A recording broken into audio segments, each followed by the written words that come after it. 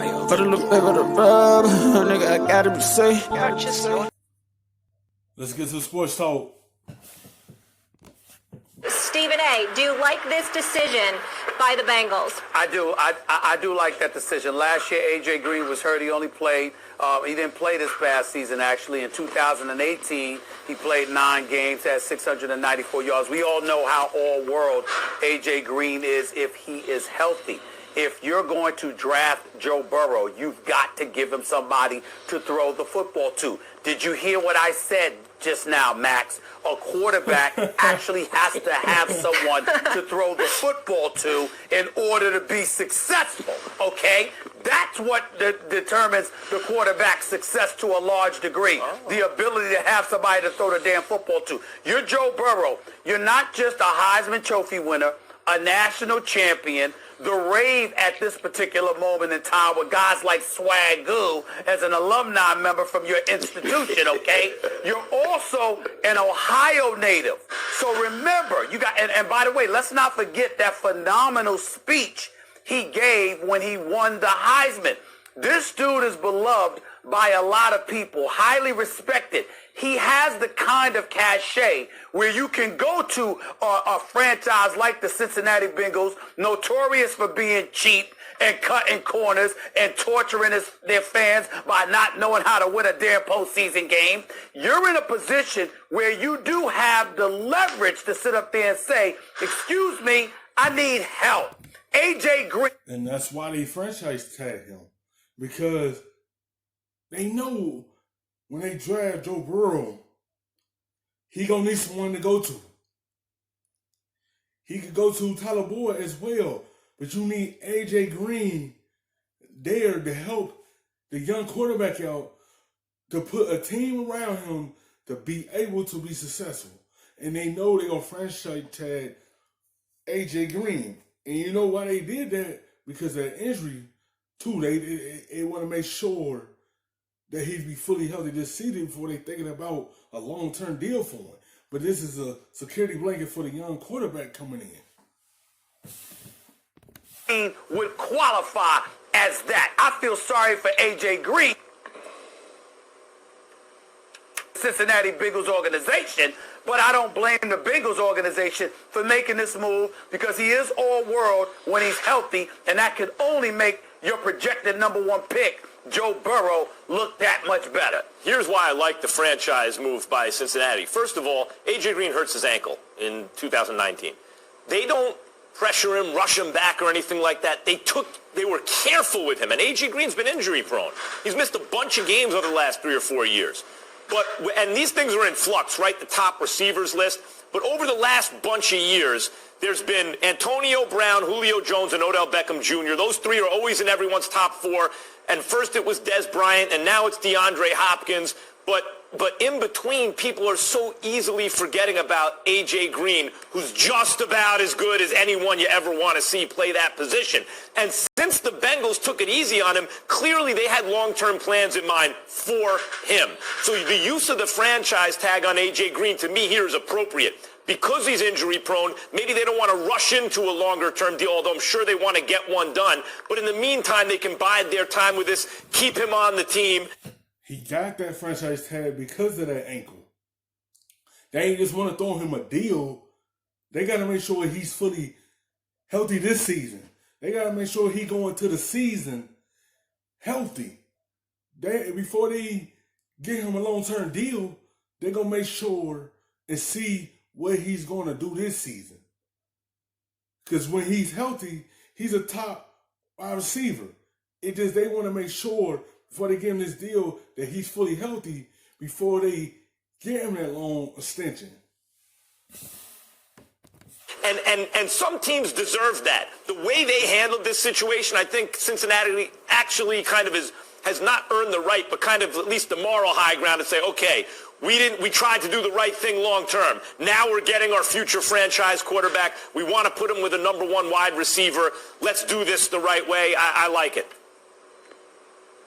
Yeah, not to belabor both of you guys' point, but it's the right move, and it's because of the injury. I would suspect that A.J. Green would have a long-term deal had it not been for him being out during the season. I don't think there's really much more to say about it because his talent, like both of you have mentioned, is unquestionable, and he is one of those top 5 guys talent-wise if he's healthy and on the field. So Cincinnati made one good move, and now we're going to see if they're going to make another one by drafting Joe Burrow and trying to put a team around him. I think this is more about what the Cincinnati Bengals plans are going forward.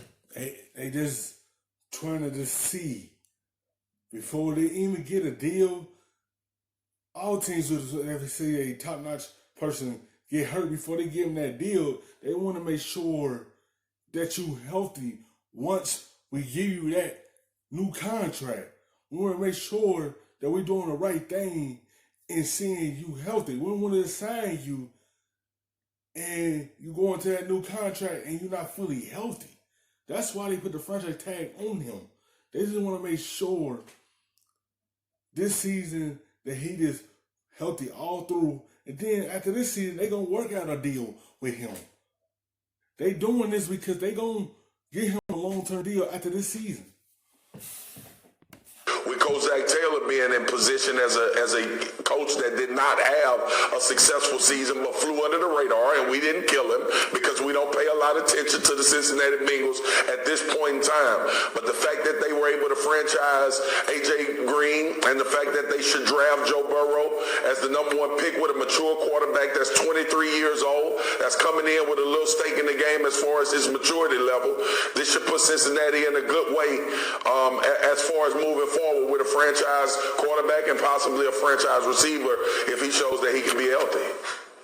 No question. We could be hearing Burrow to Green or Dalton to Green. But, Max, I want to get back to the news earlier on Dak Prescott. Yes. We'll see. Dak Prescott, the fact that he got the exclusive franchise, that according to our Todd Archer. I know Stephen A. Marcus aren't thrilled with this. Where are you on this decision? Well, I want to pick up where Stephen A. left off. Here's the curious thing to me. And this is why, look, I said I wouldn't have given Carson Wentz the deal he got. I wouldn't have given Jared Goff, not in the salary cap league. I think it's hamstringing those teams right now. And I wouldn't give Dak Prescott the deal that he wants right now. However, that's what the market is, right? If I wanted to keep him at a lower price, I'd have signed him a year ago. But here's where it falls apart for me, the Cowboys' logic. If you're willing to wait till the last second and you're willing to go to $105 million guaranteed, you won't go to $110 million guaranteed? It doesn't make sense. The Cowboys clearly botched this. They waited way too long. Then they showed every indication they were caving. And then to save a few dollars. I feel like Dak Prescott showed enough that he deserved that 110. You don't want to get a few extra dollars, 110? So you going to go franchise tag him? This shows me, in my eyes, they really don't trust him. They really don't believe in him. I feel like this is not the Cowboys guy. I feel like Jerry Jones and everyone in that top of the building, they don't believe in Dak Prescott. This is what it shows me. We don't believe in him as much. But you can't give a few extra dollars. And that's showing you there's no trust there.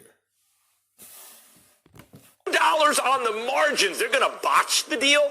The logic doesn't add up to me in any way, except if Jerry Jones is simply trying to keep the Cowboys brand in the news. Keep everyone talking about them. Well, then this makes sense. It doesn't make sense otherwise. Well, first of all, very few people care about your logic, Spock Kellerman, because you always bring up your logic when it comes to talking about somebody else's money. But you also make sure to remind folks that it's about what the market allows. And you were being very belligerent, you wouldn't have paid him. Excuse me. When you go to negotiate, when I go to negotiate, Wagyu goes to negotiate. If anybody in the world goes to negotiate, the market determines your worth. Once upon a time, decades ago, cats wouldn't get paid money. Now we saw news about Tony get $17 million. Excuse me, the market has changed. And so when you look at it from that perspective, Dak Prescott is performing well enough to have numbers comparable or success comparable to Carson Wentz, that it is entirely within his right to sit up there and demand. I'm not saying, Max, that you're saying it's not his right. Because he's been healthy ever since he came in the league. He's a reliable quarterback.